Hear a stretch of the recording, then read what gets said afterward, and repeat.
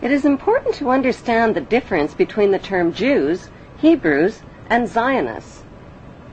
The majority of the world's Jewish population are honest, caring, honorable people who practice Judaism, follow religious tradition, and embrace good moral values. The term Hebrew refers to the Hebrew language. It also refers to the Hebrew people who are the ethnic descendants of the original 12 tribes of Israel.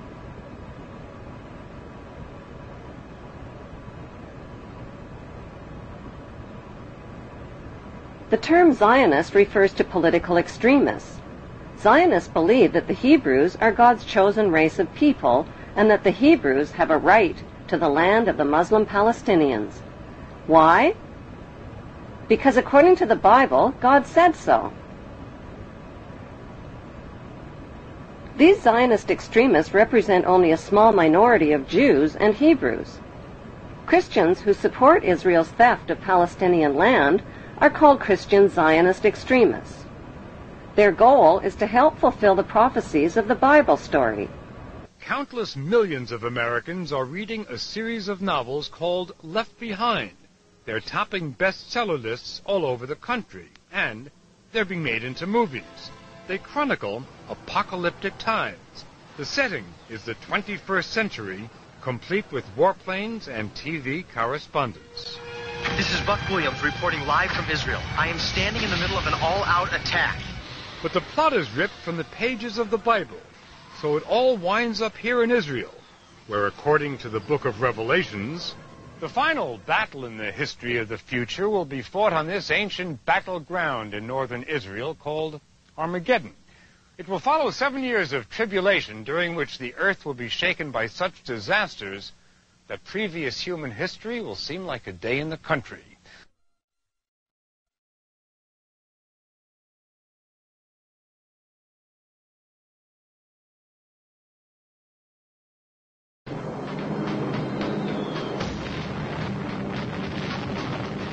I made the only decision I ever knew how to make. I did what I thought was right. 50 years ago, the United States dropped the atomic bomb on Japan. To this day, Americans know very little about how that decision was reached. The idea that the United States committed these and other horrific crimes against humanity and participated in the 9/11 incineration of thousands of its own citizens is too frightening a thought for many to consider. But even more frightening are the consequences of denial.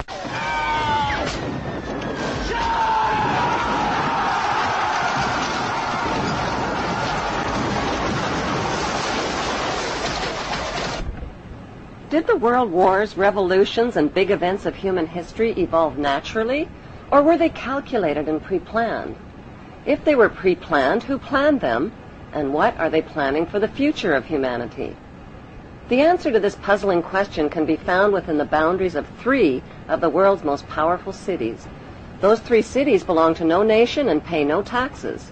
They are Washington's District of Columbia, which is not part of the city of Washington or of the United States, the inner city of London, which is not part of London or England, and Vatican City, which is not part of Rome or Italy.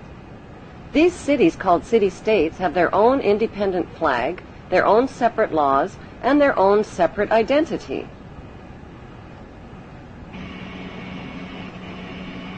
Vatican City is in fact a state, the smallest principality in the world. It lies on the banks of the Tiber, completely surrounded by the city of Rome.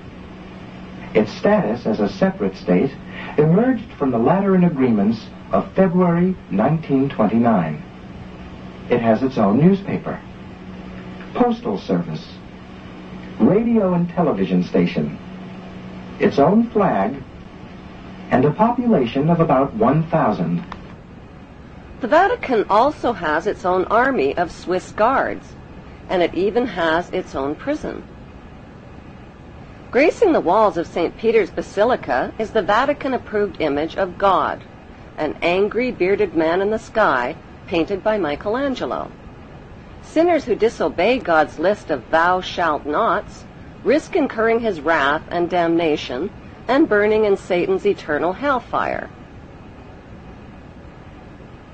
Cruel and violent images of God's tortured Son, suffering, bleeding, and dying, with thorns gouged through his skull and nails pounded through his feet and hands, are on display throughout the Vatican. These images serve as reminders that God allowed his Son to be tortured and killed to save the souls of human beings who are all born sinners. These explanations and scary images are especially difficult for children to comprehend. The Vatican rules over approximately 2 billion of the world's 6.1 billion people. The colossal wealth of the Vatican includes enormous investments with the Rothschilds in Britain, France, and the USA, and with giant oil and weapons corporations like Shell and General Electric. The Vatican solid gold bullion worth billions is stored with the Rothschild-controlled Bank of England and the U.S. Federal Reserve Bank.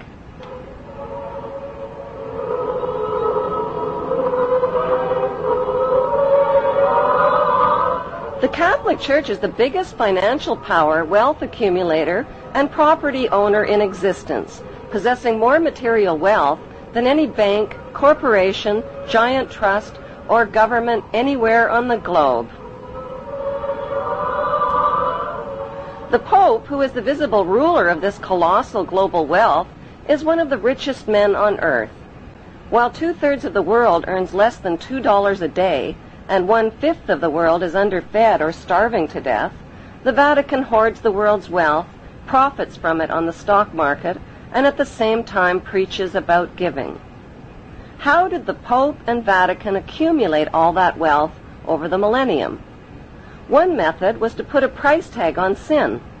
Many bishops and popes actively marketed guilt, sin, and fear for profit by selling indulgences. Worshippers were encouraged to prepay for sins they hadn't yet committed and get pardoned ahead of time. Those who didn't pay up risked eternal damnation in Satan's oven. Pope Leo X rebuilt St. Peter's Basilica, selling tickets out of hell and tickets to heaven.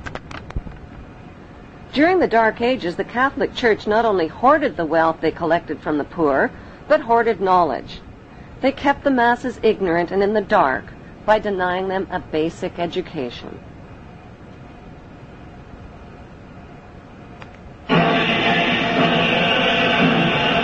More than 60,000 armed Christians were on their way to reclaim Jerusalem from the infidel.